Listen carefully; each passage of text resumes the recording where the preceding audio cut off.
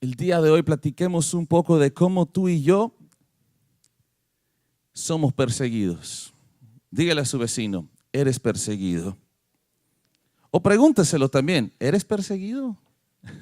Tal vez pudiera ser una pregunta retórica, ¿eres perseguido? ¿Verdad? De repente parece que se nos olvida que una de las características de la persona de fe es que vamos a ser perseguidos, ¿cierto? Va a haber cierta persecución en nuestra vida. Y bueno, si nos vamos al diccionario, la palabra perseguir o perseguido quiere decir molestar. Y curiosamente, porque si te vas al diccionario cristiano, pues sería la primera, pero en el secular es la tercera definición. Y dice molestar, conseguir que alguien sufra o padezca procurando hacerle el mayor daño posible. Cuando uno viene a Cristo y decide hacer cambios en su vida, decide darle la espalda al mundo, porque eso es lo que estamos haciendo cuando venimos a Cristo. Amén.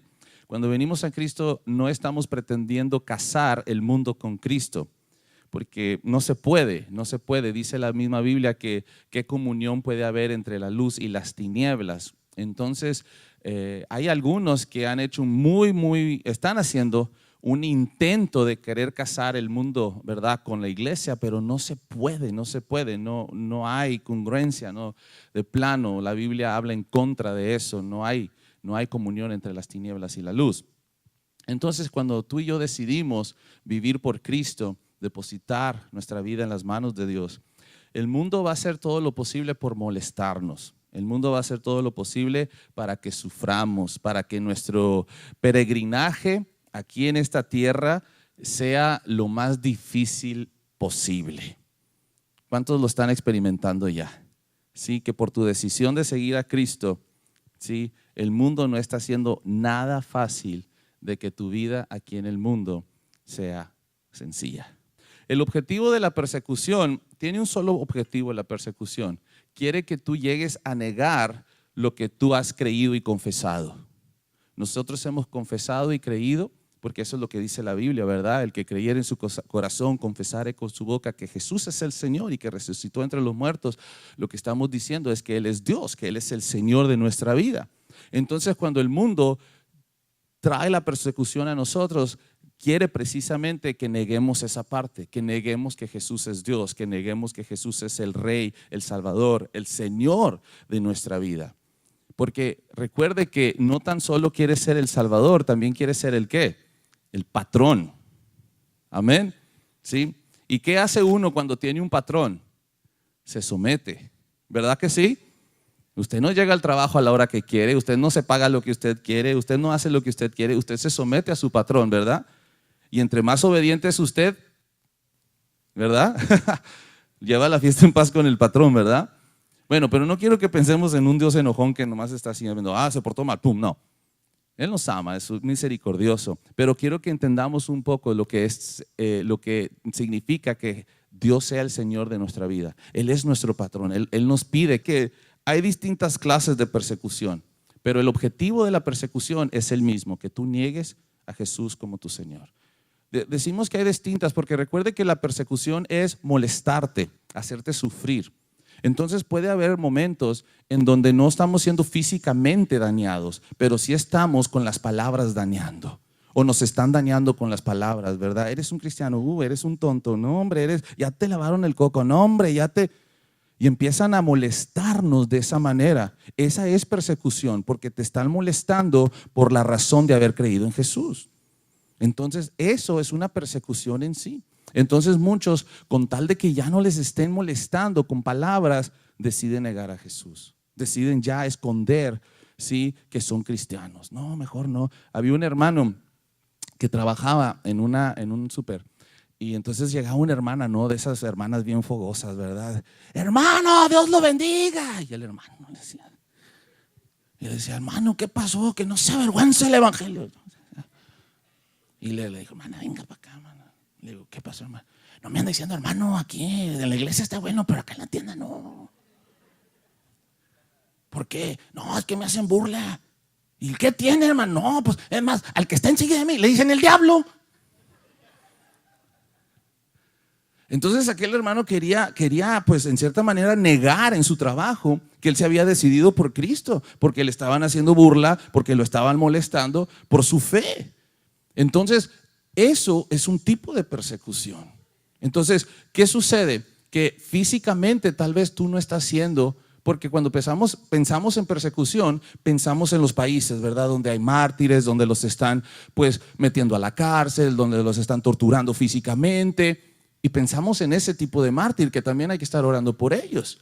Pero también pensamos en nuestro país, que tenemos un país libre de expresión, libre de decidir en qué queremos creer, ¿verdad? A qué queremos adorar. Y a veces no pensamos que aún como cristianos en Estados Unidos vamos a ser perseguidos. Tú y yo somos perseguidos. ¿A cuántos no nos han hecho burla porque hemos creído en Jesucristo? Amén. Porque hemos declarado que Él es el Señor de nuestra vida. Y nos están molestando, nos están persiguiendo. ¿Por qué? ¿Cuál es el objetivo? De que tú niegues a Jesucristo. Amén. Por eso usted tenga cuidado también de que usted no se convierta en un perseguidor de su hermano. Amén. Eso déjeselo al mundo, porque el mundo está haciendo un fabuloso trabajo con eso. Por eso la Biblia nos enseña a nosotros que seamos pacientes y que nos motivemos a las buenas obras. Vamos al libro de Juan, en el capítulo 15. Si el mundo os aborrece, sabed que a mí me ha aborrecido antes que a vosotros. A ver, dígale a su vecino, vecino, si el mundo te aborrece, si el mundo te persigue, si el mundo te hace burla, sabe que a Dios o a Jesús se lo hicieron primero. ¿Cierto? Entonces, sobre aviso no hay engaño. Jesús les está diciendo, ustedes son mis seguidores, ustedes se han decidido por aceptar el llamado de ser mis discípulos, de ser mis apóstoles. Y la verdad, muchas gracias, tal vez del Señor ahí diciendo que bueno que aceptaron, pero quiero decirles que a ustedes el mundo los va a aborrecer. Y no porque sean algo especial, sino porque a mí me han aborrecido. O sea que a ti y a mí, por creer en Jesús, por hacerlo el Señor de nuestra vida, el mundo nos va a aborrecer. No la vamos a llevar la fiesta en paz con el mundo. Por eso te decía hace rato que es imposible casar las tinieblas con la luz. Es imposible que nosotros podamos casar el mundo con la iglesia. No se puede. El mundo nos va a aborrecer cuando tú y yo somos representantes de las características de Jesús en nuestra vida. Y mira lo que dice el versículo 19. Si fuerais del mundo, el mundo amaría lo suyo. Pero porque no sois del mundo, antes yo os elegí del mundo, por eso el mundo, ¿qué dice? Entonces, ahorita te dije que a lo mejor pudiéramos usar esto de la persecución como un tipo termómetro, ¿no? Una tipo regla de medida en nuestra vida. Decir, a ver, ¿el mundo me aborrece? Pues no me aborrece. Pues aguas, puede ser que seas del mundo. O sea que el mundo ya te ama, ¿no? O sea, porque había una hermana que decía, hermano, pues yo no sé qué tanta lata que el mundo esto, que el mundo lo otro, que el diablo esto y que a mí no me pasa nada de eso. Y le dijo el pastor, hermana, venga, vamos a orar por usted. Sí, porque ya traía el mundo encima, ¿verdad? Entonces como que llega a ser una regla de medida en nuestra vida, porque Jesús mismo dijo que el mundo ama ¿qué? El mundo ama lo suyo, pero lo que no es del mundo, el mundo lo va a ¿qué? Lo va a aborrecer, ¿sí? Entonces tú nunca busques que te digan, oye, tú eres un cristiano bien chido. No, o tú eres un cristiano diferente porque tú como que toleras todo, eres de mente abierta. Aguas. ¿Por qué? Porque puede ser que el mundo ya te está pues agarrando afecto. Y nosotros tenemos que entender que si somos de Cristo, vamos a ser ¿qué? Perseguidos. Por eso ahorita que decíamos, tal vez pudiera ser una declaración, pero también una pregunta en nuestra vida. ¿Eres perseguido? O tal vez si ya te has decidido completamente por Jesús y estás realizando esos cambios con el poder que Él te ha dado, ¿eres perseguido? Tú eres perseguido. El mundo no ama lo que es de ¿quién? De Cristo. Miren, tenemos que hacernos una pregunta. Si Jesús representa algo tan bueno, ¿por qué el odio a quienes deciden creer en Él? Porque cuando hablamos de Jesús, lo hermoso, lo maravilloso, lo bondadoso, lo servicial que Él fue, Cuando tú estudias la Biblia, la vida de Jesús, y sabes que hay gente que se dedica a estudiar la vida de Jesús como algo histórico, pero Dios quiere que creas más que un Jesús histórico.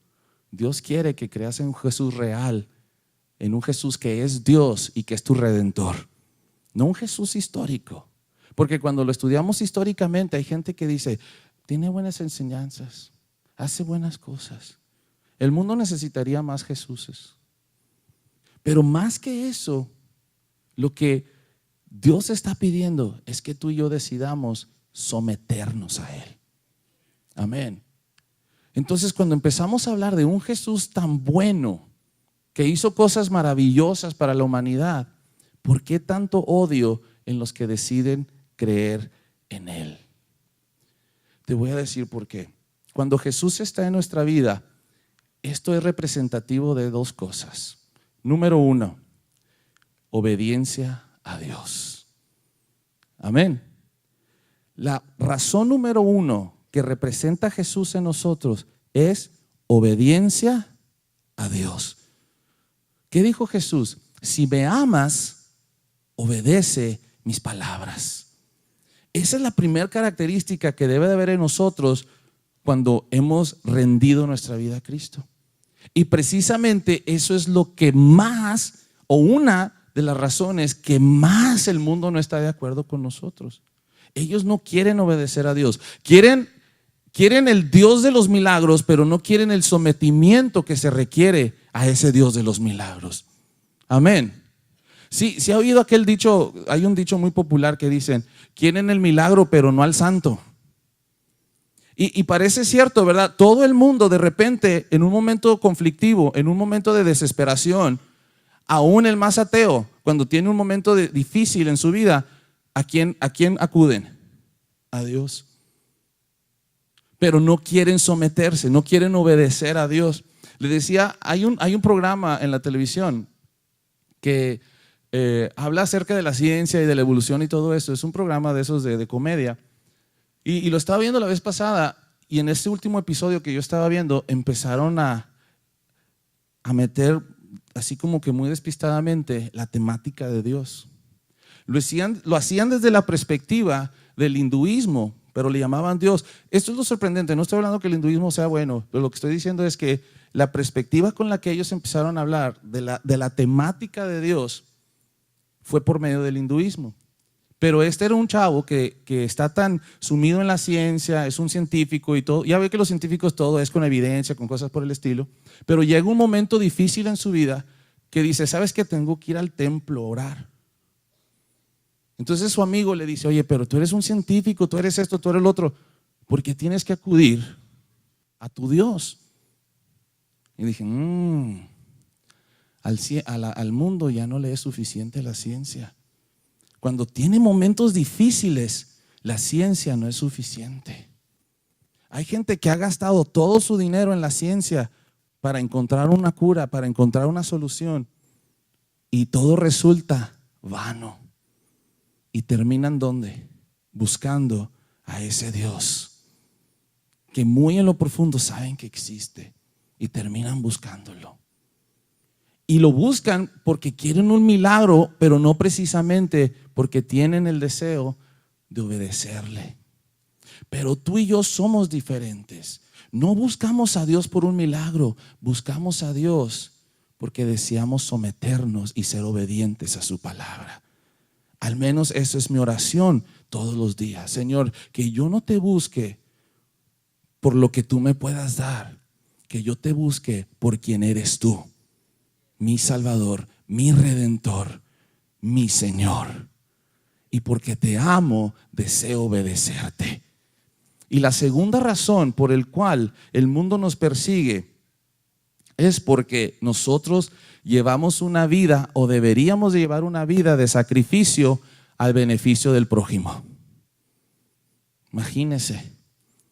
Número uno, buscamos obedecer a Dios porque Él es nuestro Señor. Y número dos, nuestra vida gira en hacer sacrificios para beneficio del prójimo. Se acabaron los amenes, los aleluyas, los gloria a Dios, ¿verdad? Porque el mundo nos ha instruido de que tenemos que buscar ¿qué? Nuestro propio bien, nuestro propio progreso. Pero vamos a pensar tantito en Jesús.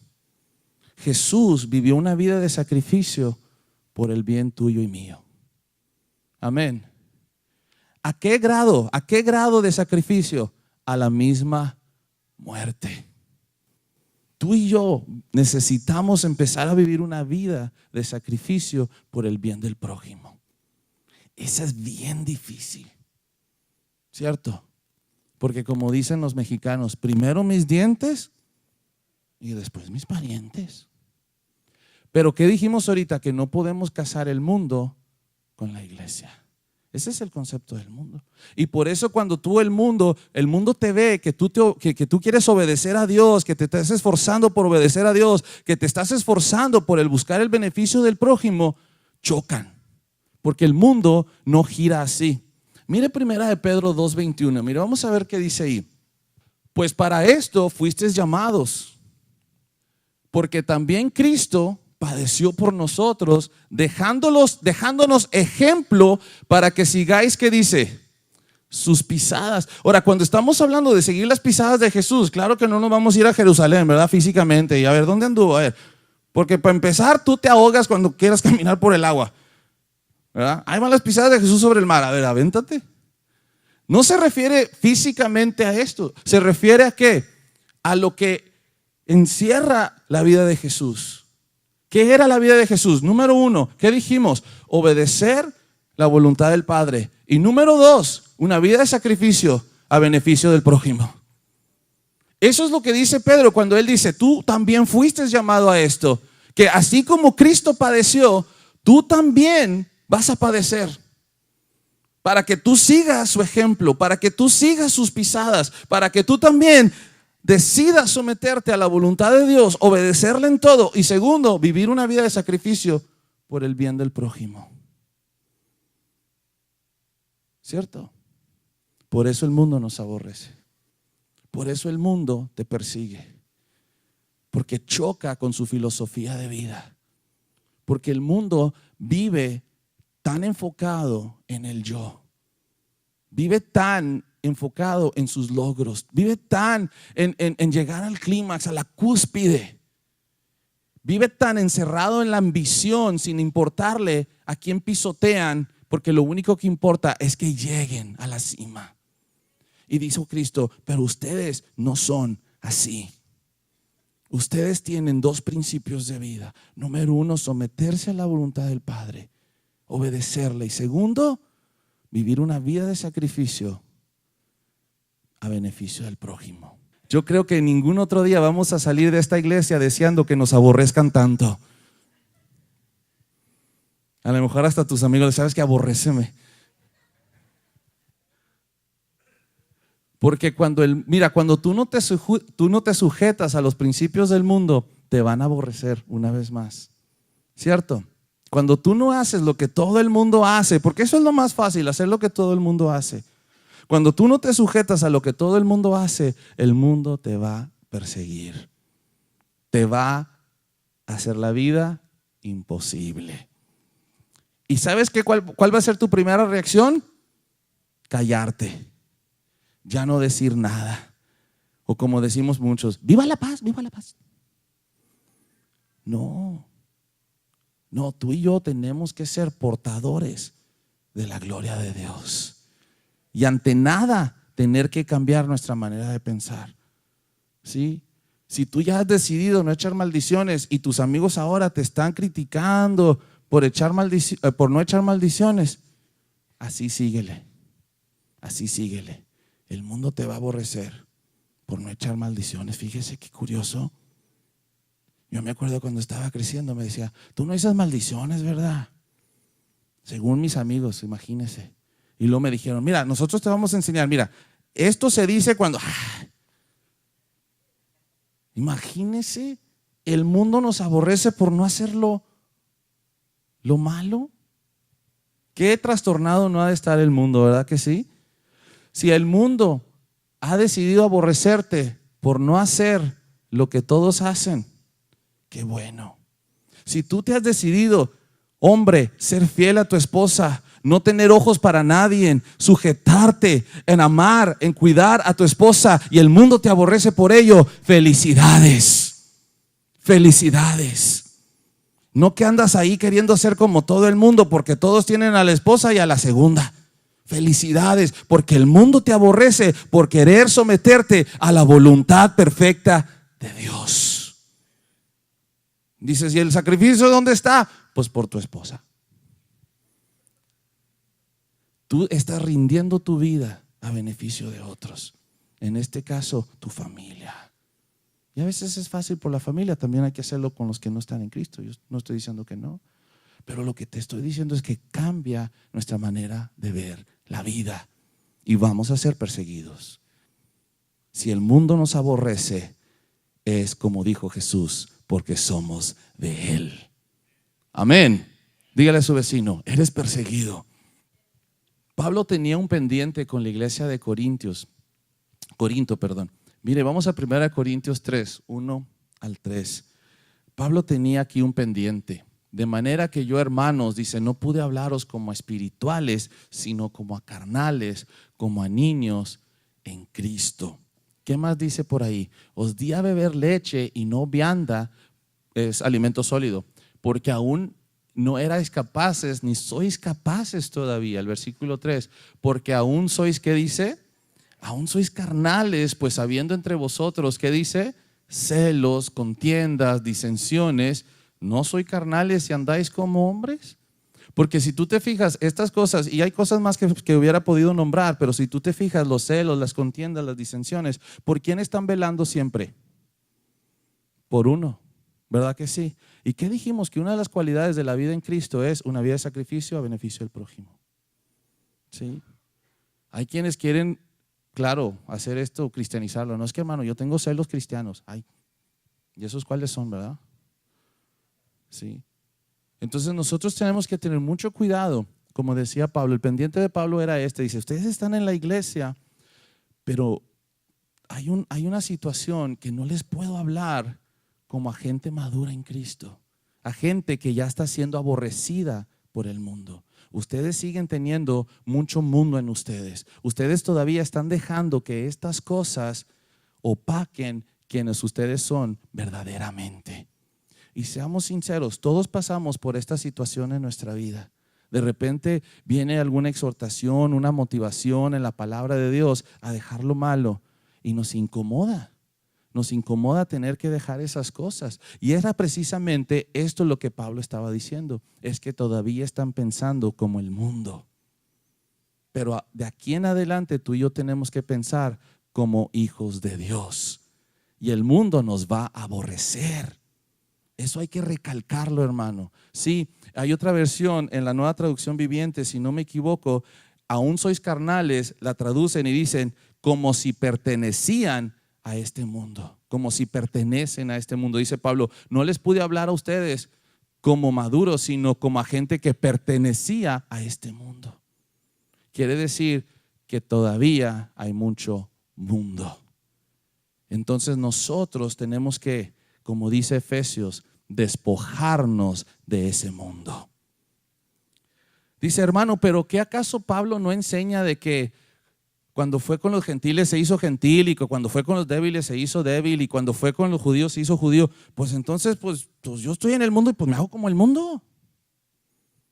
Y de ahí tal vez aquel dicho, ¿verdad? Al país a donde fueres, haz lo que vieres. Y nosotros bien obedientes, ¿verdad? En Laredo bien cristianos, pero en Cancún,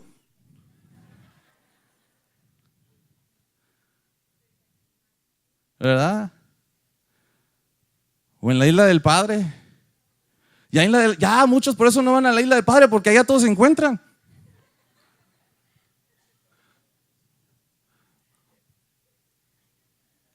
Pero hermano, ¿qué Pablo no enseñó eso? No lo podemos sacar del contexto. Pablo lo hizo, fíjese, sin pecar. Pablo lo hizo sin desobedecer la voluntad de Dios. Amén. Mire cómo dice 1 Corintios, mire, el 9:19, y Pablo te da Luego, antes de empezar a decir que él fue y se hizo y esto y lo otro, te da la razón de lo que te va a decir. Dice, por lo cual, siendo libres de todos, me he hecho siervo de todos para ganar a mayor, ¿qué dice? Número. Hermano, tú no puedes ganar al pecador con el pecado. Amén. ¿Cierto? Tú no puedes ganar al pecador con el pecado. Tú puedes ganar al pecador con la palabra de Dios. ¿Cierto? No estamos diciendo que no vamos a seguir, que vamos a construir nuestras fortalezas, nuestras tribus, y ahí vamos a meter a los cristianos porque el mundo nos aborrece. No. Vamos a seguir caminando entre el mundo y vamos a seguir estando entre ellos. Y vamos a entablar conversaciones, vamos a entablar amistades, pero ¿con qué propósito? De ganarlos para Cristo, no haciendo lo que ellos hacen. Y tal vez esos amigos, familiares de repente nos van a rechazar por nuestra decisión de seguir a Cristo. Pero ¿qué cree? Yo voy a estar siguiendo allí para el día que ellos necesiten de Dios y ellos puedan encontrar a Dios a través de mí. Eso es lo que Pablo estaba diciendo. Yo sigo socializando, yo sigo estando entre ellos, pero ¿cuál es mi objetivo? De traerlos al conocimiento de Cristo Jesús. Así es que yo no te estoy diciendo que hagas un pozo, te entierres y ya. No. Pero tampoco estamos diciendo que nos vamos a ir al mundo y como en el mundo hay pecado, pues nos hacemos pecadores. Hermano, ¿qué pasó? Pues con tal de ganárnoslo. No está diciendo eso.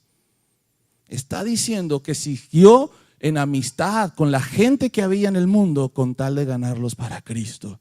Ese debe de ser nuestro objetivo. Entonces lo que Pablo está diciendo, sí, quiero entrar allá, pero ¿con qué? ¿Con qué propósito? Ganarlos para Cristo. Ese debe ser tu propósito. ¿Y cómo los vas a ganar para Cristo? Sometiéndote a Dios y viviendo una vida de sacrificio a beneficio de ellos. Ellos necesitan a Cristo. Mire, tú puedes seguir leyendo todo, pero quiero que vayamos ahí mismo en el 22, por favor. Me he hecho débil a los débiles para ganar a los débiles. A todo me he hecho de todo. Pero mire la última frase, para que de todos modos salve a algunos. Ese debe de ser nuestro interés. Pablo no fue al mundo para convertirse en mundano, no, fue al mundo para brillar como un seguidor de Cristo. Y fue rechazado, pero dentro de ese rechazo, yo quiero decirle que hubo quienes aceptaron a Jesús. Amén. Estadísticamente, el cristianismo es el que más persecución sufre hasta el día de hoy. Habrá otros movimientos que dicen que son perseguidos, pero no hay un grupo que sufra más persecución hasta el día de hoy que el cristianismo. Hoy la pregunta es, ¿eres tú perseguido? Filipenses, terminamos con esta cita, 1:29. Porque a vosotros os es concedido a causa de Cristo, no solo que creáis en Él, sino también que padezcáis por Él. Concluyo de esta manera. Creer en Cristo resultará en padecer por Él. Que hagamos cambios en nuestra manera de pensar, en nuestra manera de actuar, en nuestra manera de vivir. Porque no le agradan al patrón. Él nos ha creado con un propósito. Dígale a su vecino, Él te ha creado con un propósito perfecto. Y cuando nosotros logramos someternos bajo la mano poderosa de Dios, ¿qué cree? Dios realiza eso perfecto que tiene para nosotros.